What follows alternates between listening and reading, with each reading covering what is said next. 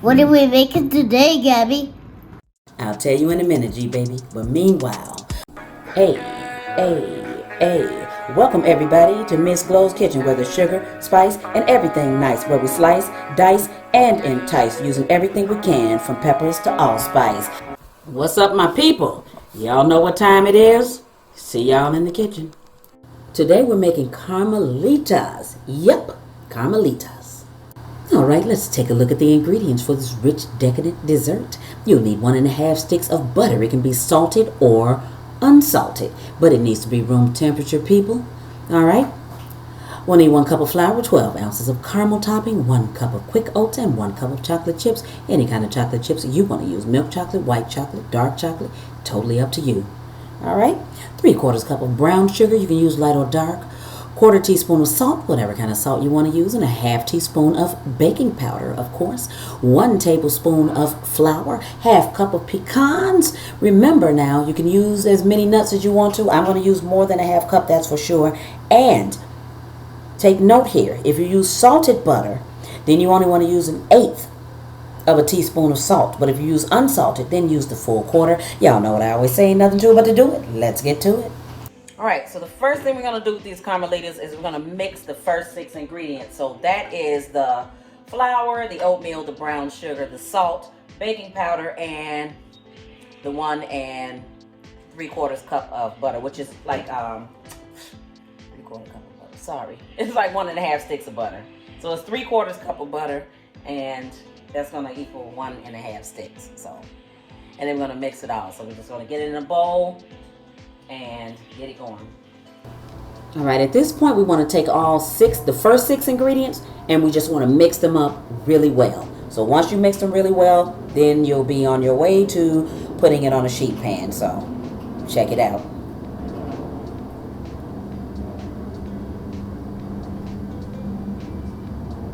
So once that's mixed, we're going to spray a non-stick sheet pan with non-stick spray. So if you've got a non-stick pan, you're okay. But if you think yours is going to stick, then put non-stick spray so you can make sure you can get your bars out of it. You don't want them stuck. It's not going to be a good thing.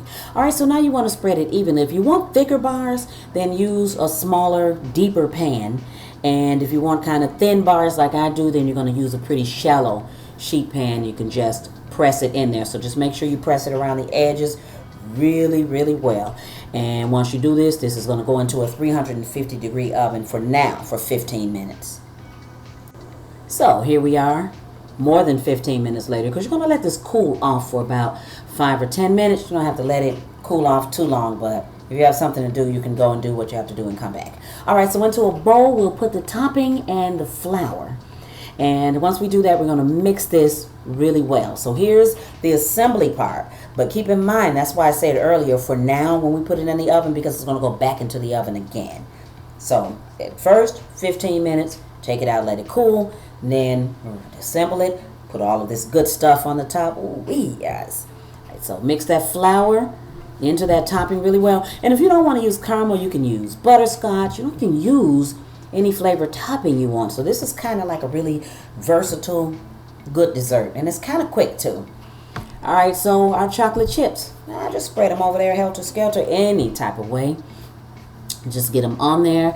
And if you want to add a little more of the chocolate chips, you can do that too. So, but this is a really this is a really rich, sweet dessert.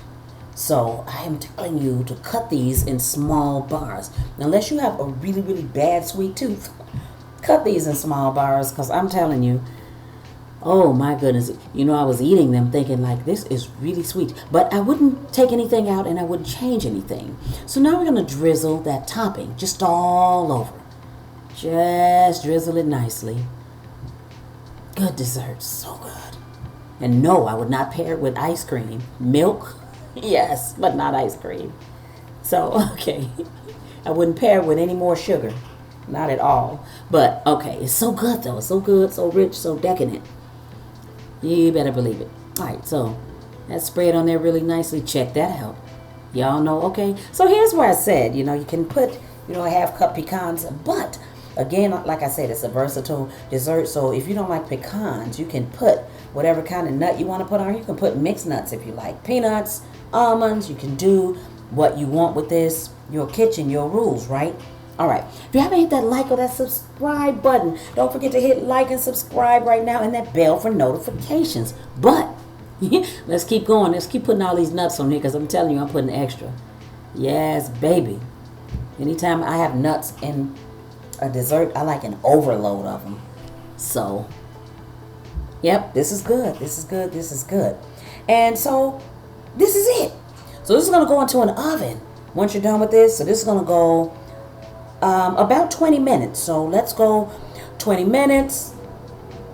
Take it out and let it cool. I tell you, but this time when you take it out, let it cool completely. All right. So, again, 20 minutes.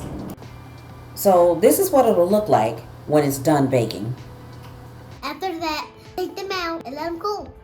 And then you do what I'm about to do. You taste them. So these cookie bars, look at that. You know, it's got nuts all on top. It's got the chocolate chips. So check that out. So when you break it, it's kind of chewy. You know what I'm saying? It's a little chewy, so.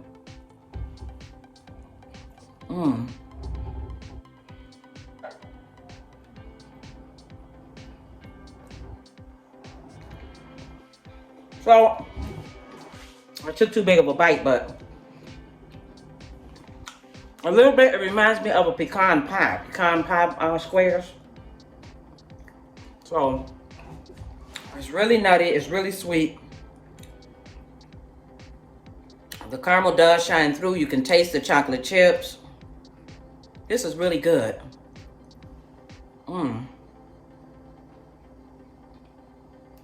Yeah.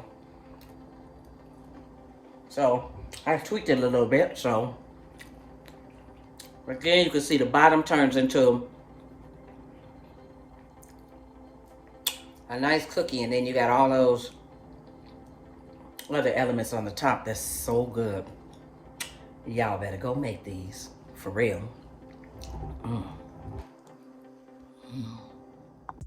As usual, it's been a blast. Thanks for spending time with me in my kitchen. Hit that like and that subscribe button and that bell for notifications so you'll know right away when I put a new video up.